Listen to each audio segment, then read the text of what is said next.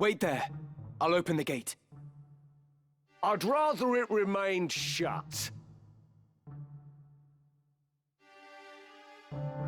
You made your way into the castle well enough, but you overlooked the ambush. You still have much to learn, lad.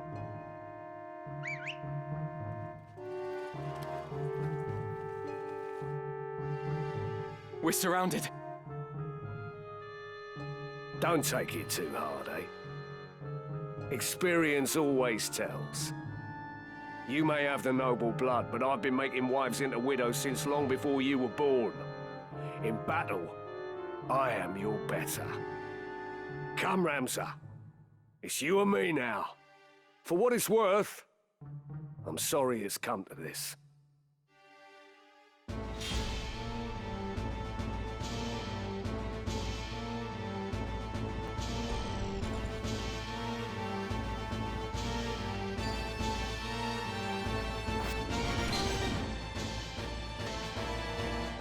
Gafgarian, I would ask why you involve yourself in this, but such questions are moot now. Oh, Agrius, ever the White Knight. You do well to give up on the princess. Oh, and while you're at it, give up your sword and armor too. You'd be happier settling down, as a woman should. And you, sir, are ever the knave. To this day, you treat me with contempt. You seem to hold that one's sex limits where one finds fulfillment. You find yours in selling your sword for coin, yes? I do. Good to see that even one as straight-laced as you can appreciate that. If that brings you happiness, I'll not dismiss it. But is it not also the happiness of the countless women who have chosen the sellsword's life? These women share your values, find fulfillment in what they do. And it is not for any man to say otherwise. I know about you, Agrius, more than you care to assume. Your brother, the heir to the house, had died, and so your father raised you as a man that you might lead instead. That is why you are become what you are. A girl who knows naught save being the princess's keeper. Do you truly find fulfillment in that? In living as a man? If so, I pity you. Do not feign concern for me. I see your words for what they are. Fear. The fear of a woman who defies your expectations, or indeed anyone who fits not your view of the world. To protect your fragile self-worth, you scorn those who share not your values. Those such as myself and Ramza. But I will not judge you for your narrow-mindedness, nor will I mock or despise you. Our worlds are simply different. Ever will there be things we struggle to comprehend about each other. Why use so many words when you could just call me an old relic? As I said, I've no intention of mocking you. Cling to your values if that is your wont. I will do the same, as will Ramza. Even if understanding eludes us, I accept that you are the product of your experiences. You do mock me. But I'll have you know, I've heard worse.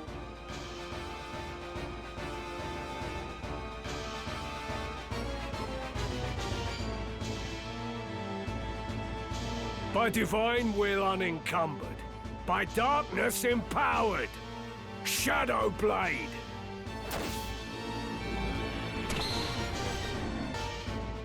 Is there no other way, Gafgarian? Must I fight the man who took me under his wing? You'd wax sentimental even now.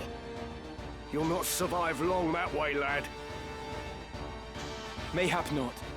But even now, I've no wish to take your life. Sentimental and pompous. There's a funny thing. Reckon you can take me, do ya? I'll tell you again. In battle, I am your better. Your birth will not avail you against my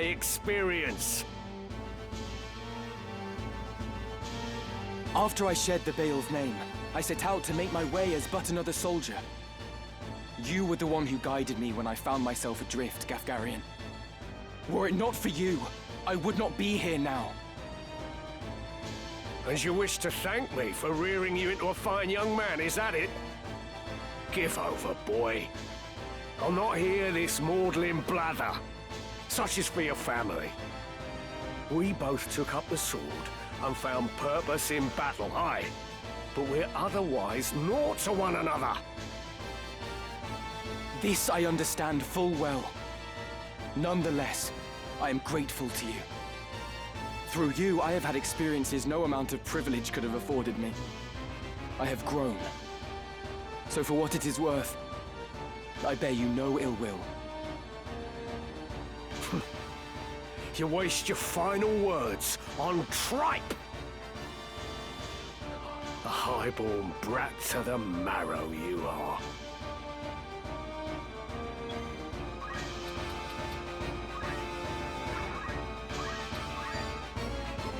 Bloody hell. Down with you! Well, well.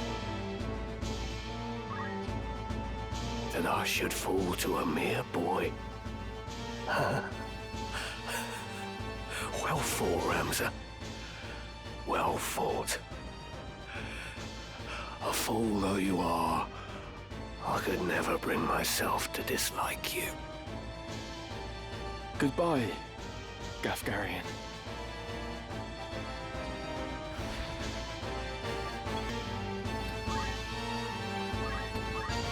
You're finished! Not like this. I must be wrong. We must reach the princess before reinforcements arrive.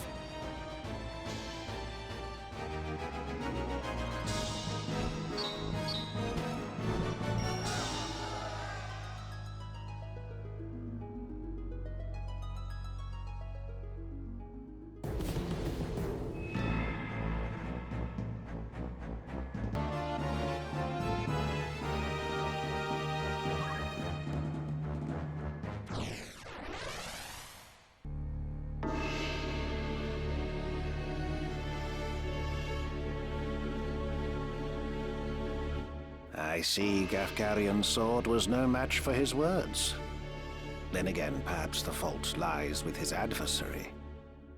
Bael's blood is not given to spill easily, even when thinned with that of a courtesan, it would seem.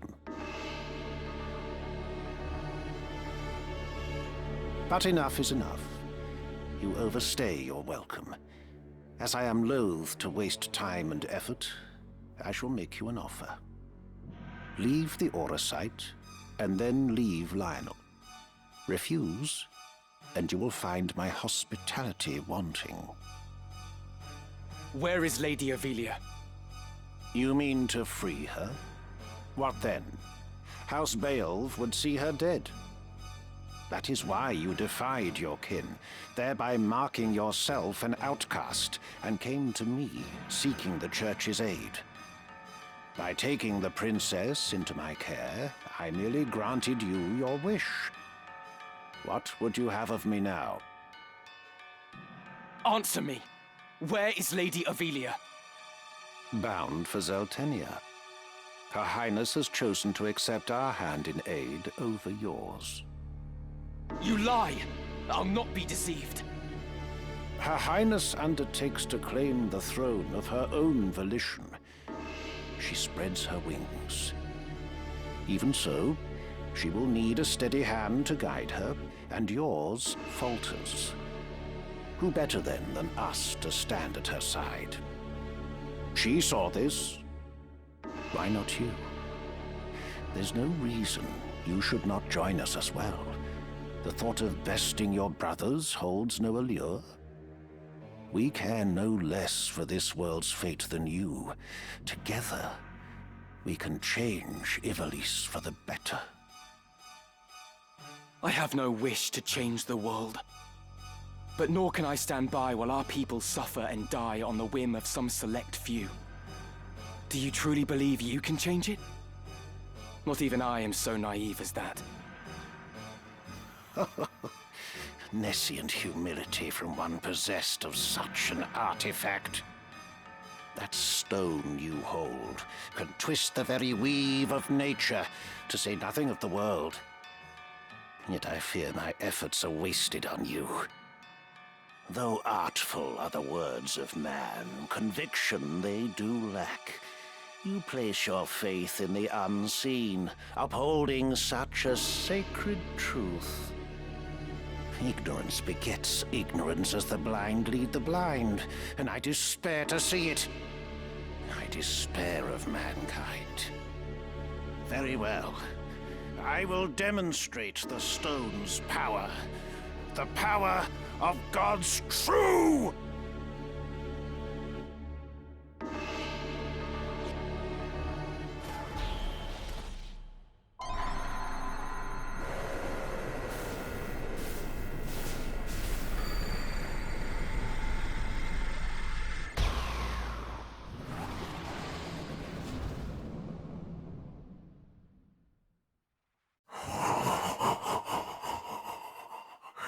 You take no pains to hide your wonderment. How I shall delight to watch you die. Each excruciation, ecstasy.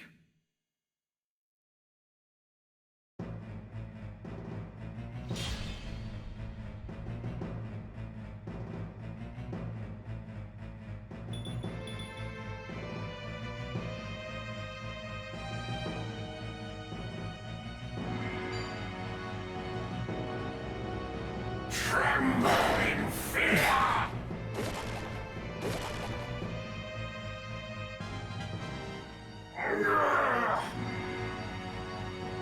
This is Auracite's sacred power? How can power so vile banish villainy? Surely this is naught but evil itself. Of good and evil still you would fain speak.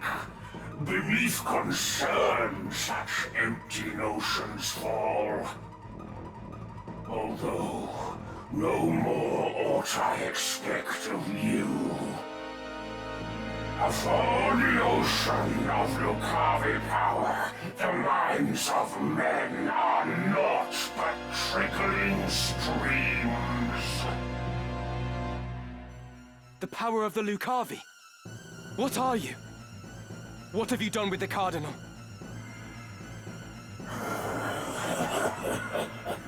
What nonsense this! I am the man himself. Or rather, he who once was Delacroix. The Auracite, the stone, such powers grant to rise above the feebleness of man. Creation's laws restrain and rule me not. Astride your moral order do I stand. I am a god become.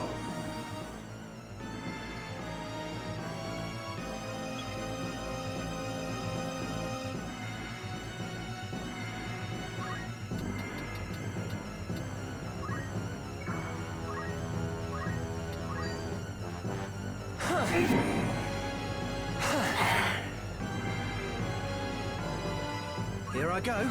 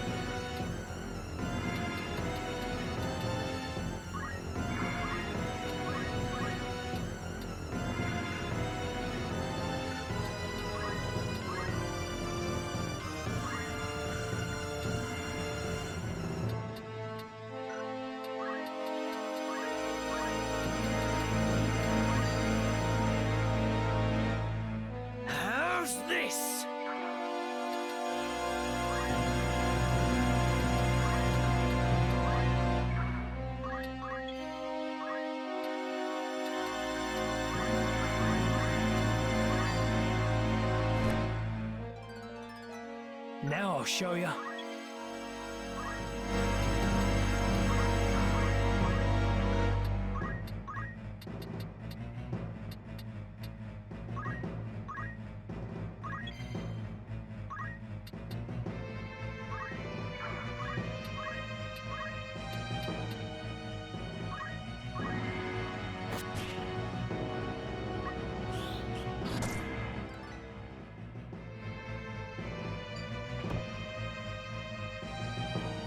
Lucavi.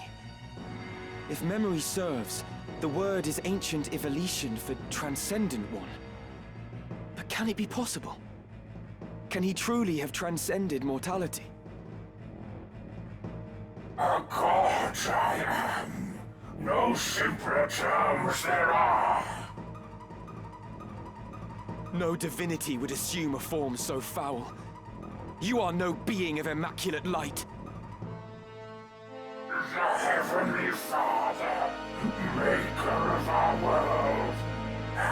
I am not he, in that you are correct.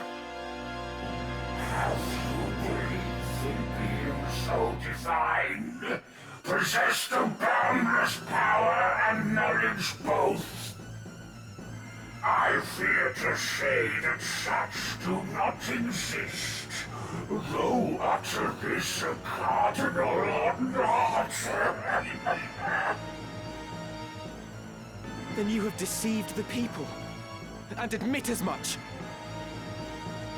I freely do, without reserve or shame. Though for the Church I cannot claim to speak. The truth, to me, this power revealed. Mere fantasy, the Father.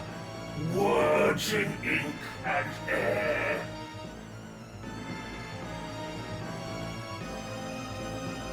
You call yourself a god, but I see only an abomination. Your power is that of demons. Divine this power, the legends would attest. Yet such distinctions matter not to me, for I no longer walk the mortal plane. That a hero of the 50 Years' War should abandon his faith and become a monster. Feel you no shame? Nay, for faith in fiction is as faith in naught. The joyous day, the power roused within, to me was shown divinity's true form.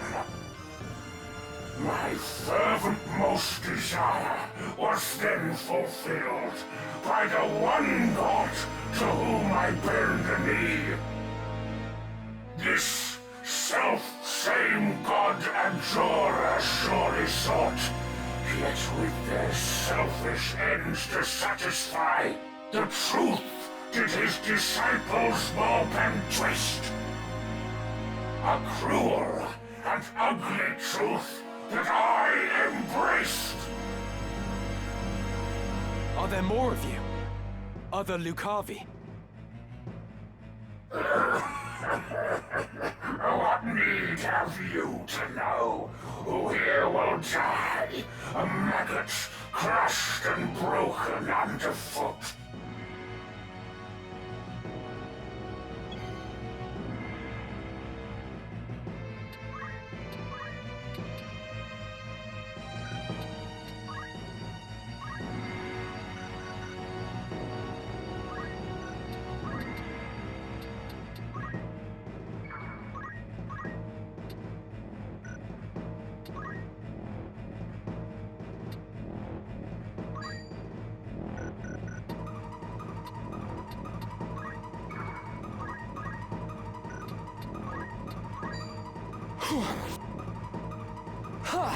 Preposterous. Right then.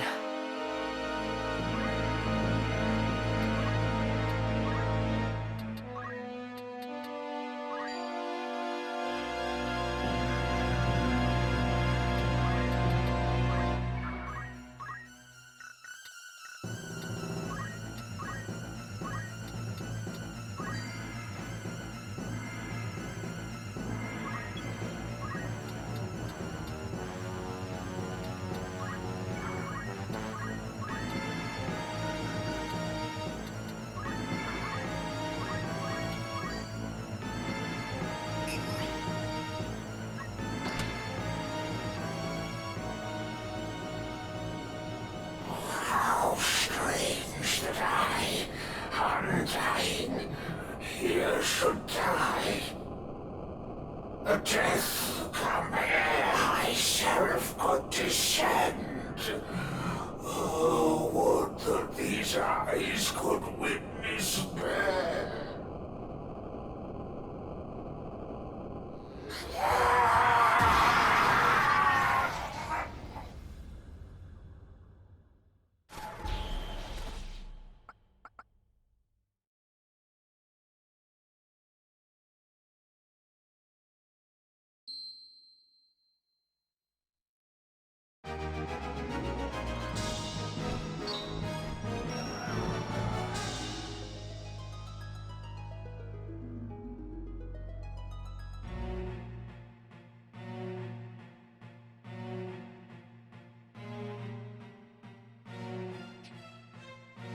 My advisors tell me you are the one who rescued Princess Ivalice.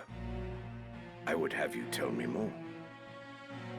I am Delita Hyrule, a Black Ram lieutenant in the service of His Excellency the Baron Grimms.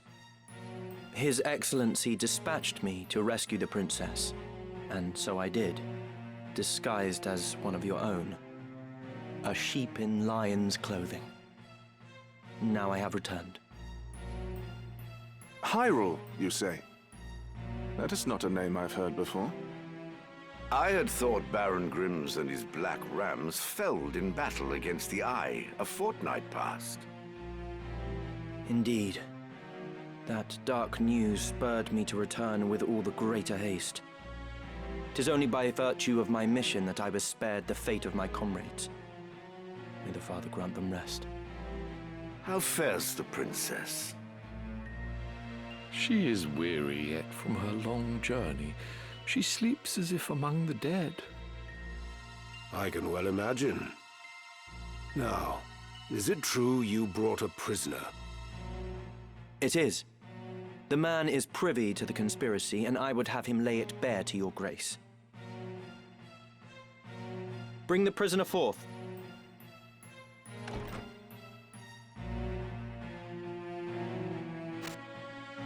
Let us hear the reason for your attempt on the princess. It was to stain Duke Goltana's name by making it appear the work of his men. That way he'd be kept from Lazalia and claiming the regent's seat. Who gave you the order? Duke Larg? No. A close advisor of Duke Goltana's seeking to curry Duke Larg's favor. Madness! None among us would fain betray our Duke. This is clearly an attempt to undermine us by sowing mistrust. Silence this man before he can spout more absurdness. I would hear it nonetheless. Who was it? Well, Name the one who gave the order. I'd have your protection. On my honor as a knight. Speak. 'Twas the man who stands before me. Chancellor Glavain. What? How dare you? I do not even know you, knave! Who put you to it? The Queen? Stop this mummer's farce. I've naught to do with this. To betray your liege lord is an unpardonable crime, Chancellor. It was not I. I know naught of it.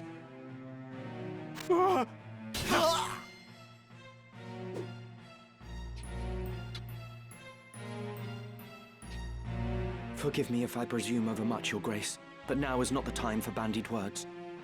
The Order of the Southern Sky must march on Lazalia at once, and you with it. Give your enemies but a moment to collect themselves, and they will pin the Chancellor's sedition on his lord. Your Grace must strike before they are given the chance. Deny the prince's claim and set the princess on the throne.